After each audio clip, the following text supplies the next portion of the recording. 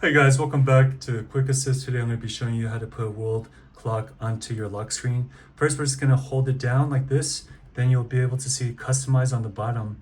Go ahead and push customize, and then you'll see these boxes, and then you can actually go ahead and hit widget, add widget.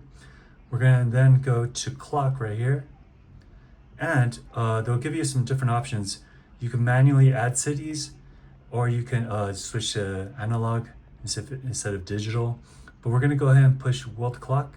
So now it's going to give us this option. We're going to go ahead and hit that. So it's going to have some cities already planted in. Well, all you have to do is to customize.